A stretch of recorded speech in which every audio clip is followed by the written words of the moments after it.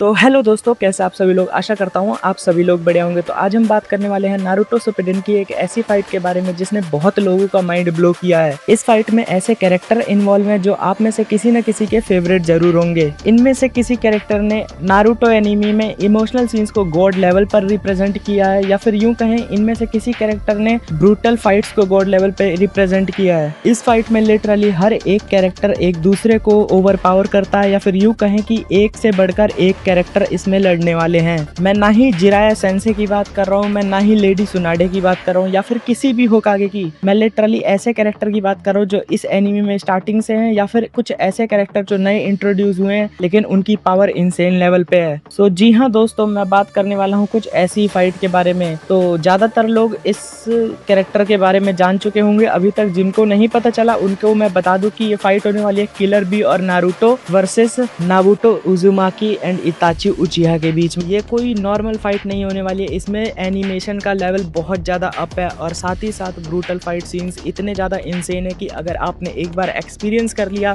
तो आप बोलोगे कि इस एनिमी से तगड़ा कोई और एनिमी नहीं है। तो दोस्तों बिना किसी देरी के वीडियो को स्टार्ट करते हैं। तो हमें स्टार्टिंग में दिखाया जाता है कि नारुतो और किलर बी फाइट में इन्वॉल्व होने के लिए आ चुके होते हैं। उनमें से ये बहुत सारे विलन्स को मारते हुए आगे बढ़ रहे होते हैं, लेकिन तभी वहां पे एंट्री होती है इताची उचिहा की और नागाटो उजुमाकी की। बेसिकली इन दोनों को बहुत पहले ही मारा जा चुका था, लेकिन काबूटो के रिकार्नेशन जुत्सु की वजह से ये दोनों वापस जिंदा हो चुके हैं। बेसिकली इन्हें जिंदा तो नहीं कहेंगे, लेकिन इनके अंदर वापस से आत्मा डाल चुकी होती है। तो दोस्तों मैं बात करूं करंट टाइम पे इन चारों कैरेक्टर की स्पेशलिटीज के बारे में, तो सबसे पहले आते हैं अपने किलर बी। किलर बी ने लिटरली अपने 8 टेल को फुल कंट्रोल कर रखा है। और सेकंड नंबर पे आते हैं नारुतो।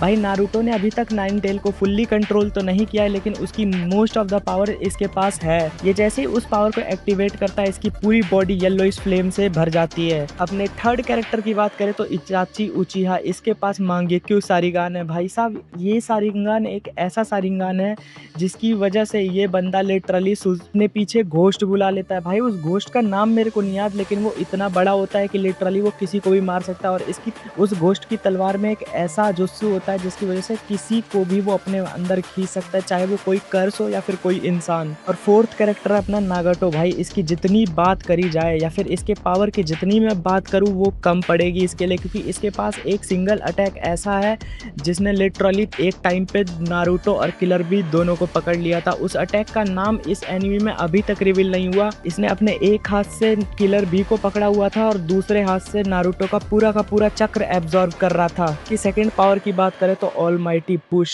भाई साहब ये बंदा जैसे ही वो बोलता है वैसे पूरी के पूरे अर्थ की पावर इसके पास आ जाती है। ऐसा लगता है ये सारी की सारी ग्रेविटेशन शक्तियों को कंट्रोल कर सकता है इस पावर की मदद से। और इसकी थर्ड पावर की बात करें तो इसकी थर्ड पावर मेरे को सबसे ज्यादा इंसेन लगती है। ये ब्लैक कलर का गोला आसमान में छोड़ता है और सारी की सारी ग्रेविटेशनल फोर्स उस गोले की तरफ आकर्षित होने लगती है। तो दोस्तों इन चारों के आपस में आते ही बिना रुके बिना किसी और इंतजार के तुरंत ही फाइट स्टार्ट करवा दी जाती है। फाइट में इतनी ज्यादा ब्रूटल सीन्स होते हैं कि मैं देख के पागल हो गया। इससे पहले तो मैंने इसे हिंदी डब में देखा था, लेकिन मेरे को उस लेवल की सेटिस्फेक्शन नहीं मिली। लेकिन जैसे ही मैंने इसे जैपनीज इसकी ओरिजिनल लैंग्वेज में देखा, भाई साहब वो जब बोलता है ना पुश ऑफ ऑलमाइटी, भाई लिटरली ब्लो द माइंड। और यही वो बंदा है जिसने लिटरली जिराया सेंसे को जान से मारा था। और इसके भी सेंसे जिराया ही होते हैं।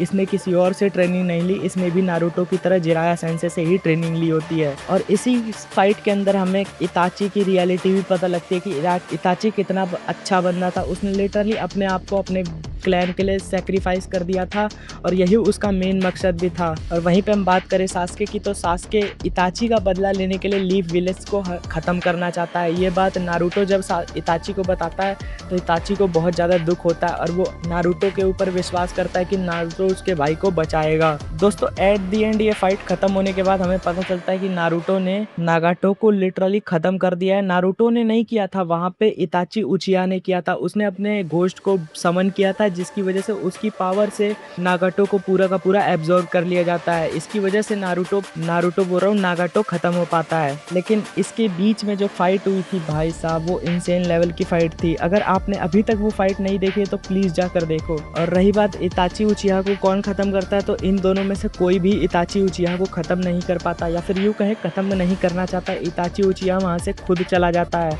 तो दोस्तों आज की ये वीडियो यहीं तक थी। अगर आपको वीडियो अच्छी लगी तो वीडियो को लाइक कर देना और चैनल पे नए हो तो चैनल को सब्सक्राइब कर देना। मिलते हैं किसी और नई वीडियो में नए टॉपिक के लिए, तब तक जय हिंद जय भारत।